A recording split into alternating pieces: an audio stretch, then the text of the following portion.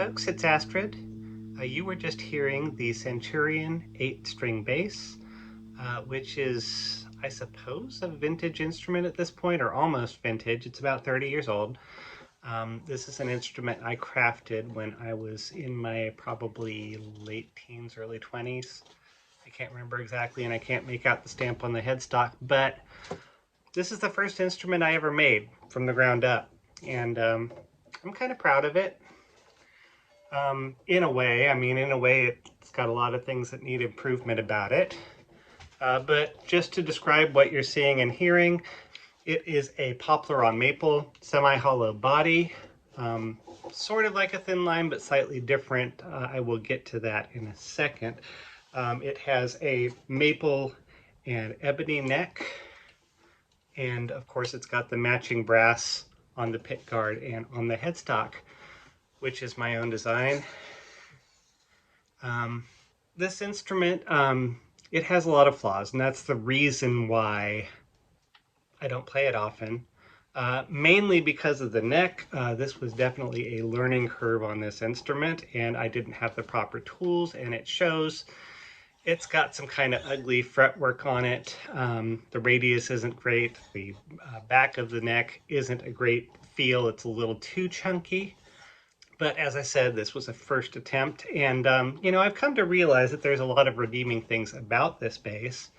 At the time, I wanted an 8-string bass because, Jeremy, let's not split hairs, but to get a production 8-string bass was A, very uncommon, and B, very expensive. So I figured I could get out a little bit cheaper by just buying the parts and building it myself. I had some basic woodworking knowledge, basic electronics knowledge. It's not that hard, right? And of course, it ended up being a little harder and a little more expensive than I anticipated, and, had a little learning curve. Nevertheless, I'm proud of it. It gets a fairly good acoustic tone, which I will actually show you here. Let me just point my camera downward.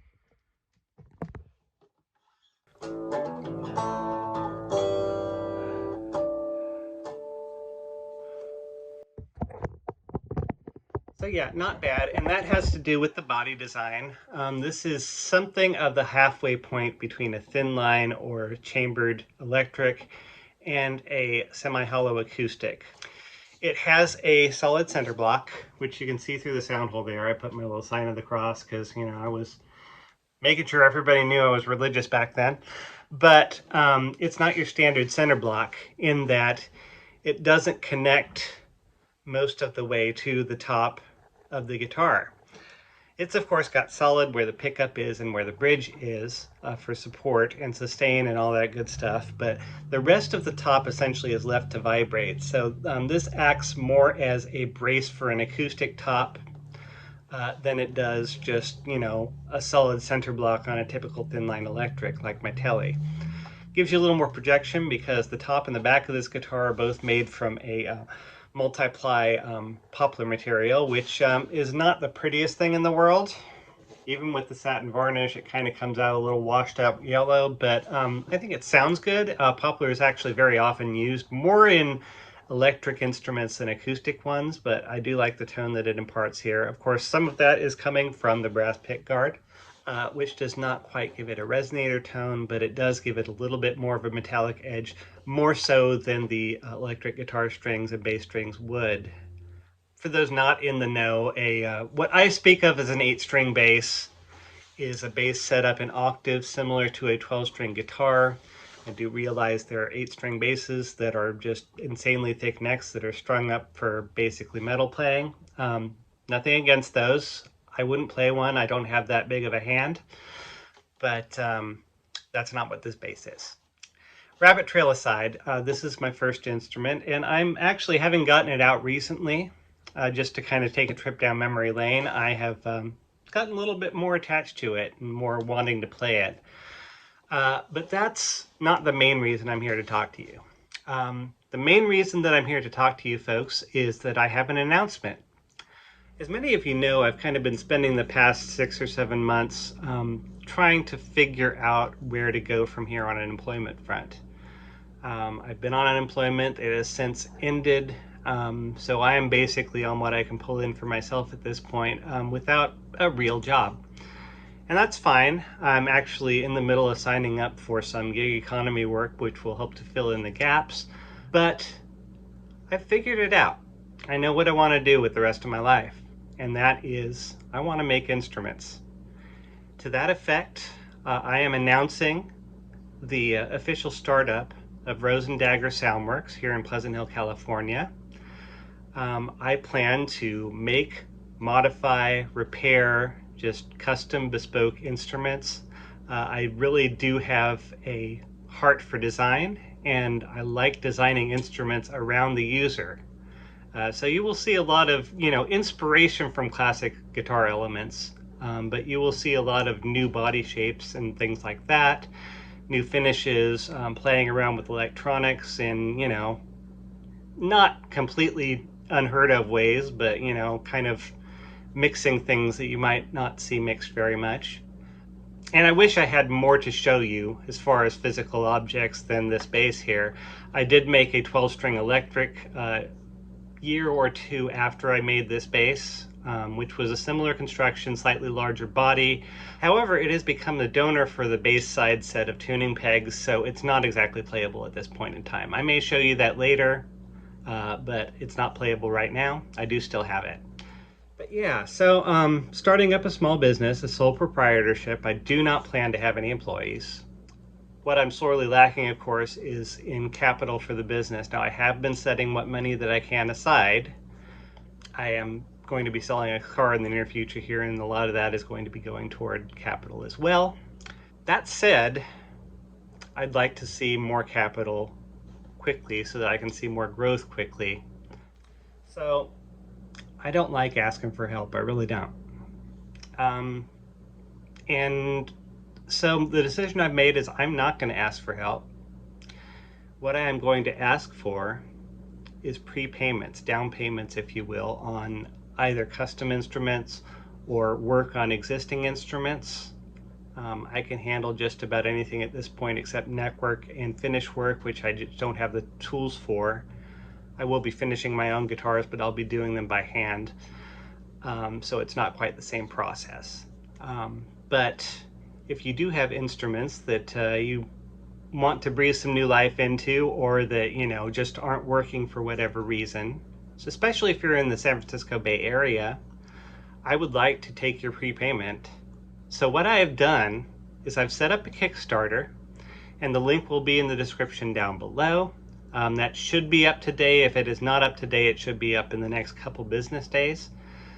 But I would really appreciate it if any of you that have the means and want the work, if you could go on there and consider giving me a prepayment on work to be done. I will be handling these jobs in descending order of donation amount, because business, we want to incentivize big contributions. But that said, everyone that is on this Kickstarter will be getting priority over any of my other customers. So again, consider it. If you have enjoyed the content here, that's the kind of mindset that goes into making these instruments. I take pride in my work, and as you see, it lasts a long time. This bass I really have not opened and worked on at all. It has a slightly loose output jack, but other than that, it plays perfectly well. I build my stuff to last.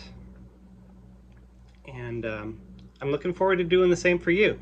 Anyway, other announcement that I have along those lines is I am starting a second channel called Rose Dagger Soundworks. The link to that will also be in the description down below. I would encourage you to go on over there if you are interested in seeing gear content. Subscribe. I won't have much videos on there just yet, but when I do come out with videos that are demo related, especially if it's my own stuff, they will be going up on that channel. And this channel will be focusing more on my actual music production. So some of you may end up going over to the new channel and unsubscribing from this one. That's fine. Some of you may end up wanting to do both. But if that interests you at all, I encourage you to go on over there and take a look. And I will be posting stuff fairly regularly to that channel I do apologize for the lack of content here for the past month or so. It has been a crazy one. But I think I've got things figured out now, and I will continue releasing content here. I am still planning on a release of The Devil You Just Met, which is my album that I'm putting together of original material. That schedule may be pushed back a bit because I've needed to focus on day-to-day living expenses, and that is where this is coming from. I am in a position of need. That said, it is a project of passion, and sooner or later it is going to start with or without your help. I am going to heavily invest in this company out of my own earnings. So it would be nice if folks, again, as you're able, as you're willing, if folks came alongside me and helped to make that happen. I believe in small business. I believe that, it's the way that we change the economic landscape is by supporting small businesses as much as possible. So I want to kind of practice what I preach here a little bit. Anyways, it's been good talking to you. I will leave you here with some more clips of that Centurion bass plugged in, and just so you can get an idea of the tones. So by the way, the Centurion bass does have a Music Man humbucker pickup. It is set up as a passive pickup, so it's going to sound a little different than your typical Stingray or whatever. I do have it splittable from series to parallel and into either coil individually. Not much difference there. I probably would have done differently if I was doing it today, but in any case, here are the demos. Enjoy, and I will see you on the next one. Stay beautiful.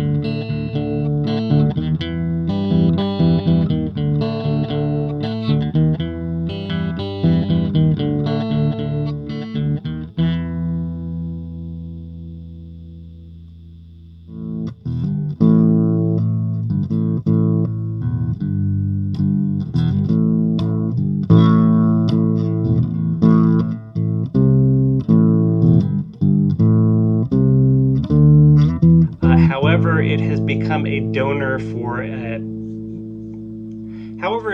donor for a treble side.